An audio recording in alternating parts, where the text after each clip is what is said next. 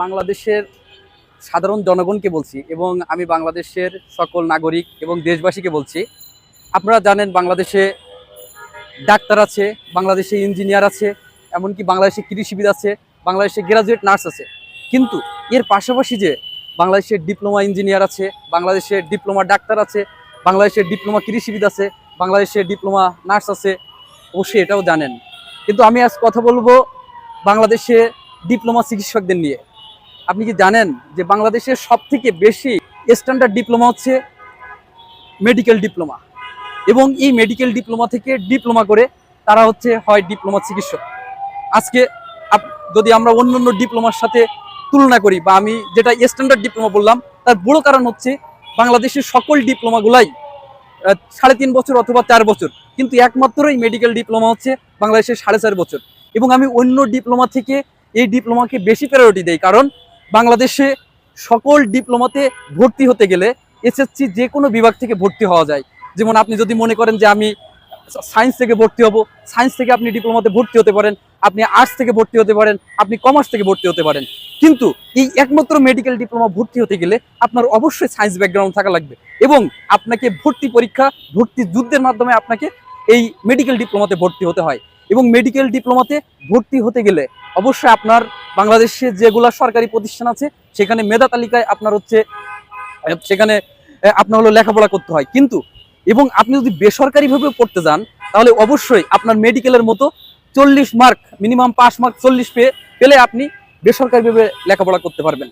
এবং এই medical diploma, বা আমরা যে ডিপ্লোমা মেডিকেল ইনস্টিটিউট তথা যে ম্যাটসেরই কথা, মেডিকেল ডিপ্লোমাধারী লেখাপড়া করে 4.5 বছর যে একাডেমিক লেখাপড়া করে, এবং 6 মাস তারা ইন্টার্নশিপ করে থাকে জেলা সদর হাসপাতালগুলা। কিন্তু এই ডিএমএফগণদের কারা পড়ায় জানেন? এই ডিএমএফগণদের পড়ায় যে 4র্থ গ্রেডের যে গ্রাজুয়েট চিকিৎসকগণ, তারা এখানে অধ্যক্ষ হিসাবে এই সরকারি প্রতিষ্ঠানগুলোতে পড়াই থাকে। এবং আমরা দেখি যারা লেকচারার হয়ে থাকে, তারা যে সিনিয়র কনসালটেন্ট বা জুনিয়র কনসালটেন্টগণ এখানে লেখাপড়া করাই থাকে। এবং এরা কি লেখাপড়া করে? এরা গ্রাজুয়েট চিকিৎসকরা যে বইগুলো পড়ে, এরা সেম বইগুলো পড়ে, কিন্তু এরা এখানে বেসিক বইগুলো পড়ে। যেমন আমরা যদি বলি অ্যানাটমি, বিডি সাউরসিয়ার অ্যানাটমি পড়ে, এবং গাইটনের ফিজিওলজি পড়ে, এবং মেডিসিন ডেভিডসনের মেডিসিন পড়ে, এবং এখানে ডিসি দত্তর গাইনিকোলজি পড়ানো হয়, বেরিয়ান লাভসের সার্জারি পড়ানো হয়। কিন্তু আবার যারা গাইড বই হিসাবে আমরা দেখি মেডিকেল স্টুডেন্টরা পাস করার জন্য যেমন ইন্ডেভার বইগুলো পড়ে, তেমনি এই যে মেডিকেল ডিপ্লোমাধারীরাই কিন্তু একইভাবে সেই ইন্ডেভার বই পড়ে, বা এরা কিন্তু এই পরীক্ষায় তারা অংশগ্রহণ করে বলছি। এবং এই মেডিকেল ডিপ্লোমা পড়ার পরে এটা আমাদের সার্টিফিকেট যে প্রদান করে, এটা হলো বাংলাদেশ রাষ্ট্রীয় চিকিৎসা অনুষদ। এবং বাংলাদেশ রাষ্ট্রীয় চিকিৎসা অনুষদ সার্টিফিকেট প্রদান করার পরে এখানে যে পোস্টে বা যে ডিগ্রি অর্জন করা হয় সেটা ডিএমএফ ডিগ্রি বা ডিপ্লোমা মেডিকেল ফ্যাকাল্টি। যেমন এমবিবিএস একটা ডিগ্রি, এই মেডিকেল ডিপ্লোমাধারীদের যে ডিগ্রি প্রদান করা হয় সেটা ডিএমএফ ডিগ্রি।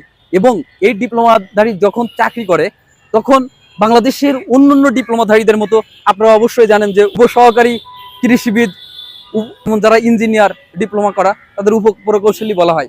তেমনি বাংলাদেশে এই মেডিকেল ডিপ্লোমাধারীদের উপসহকারী কমিউনিটি মেডিকেল অফিসার হিসাবে এদের চাকরি ক্ষেত্র ইউনিয়ন হেলথ সাব সেন্টারগুলা, এবং উপজেলা স্বাস্থ্য কমপ্লেক্সগুলোতে।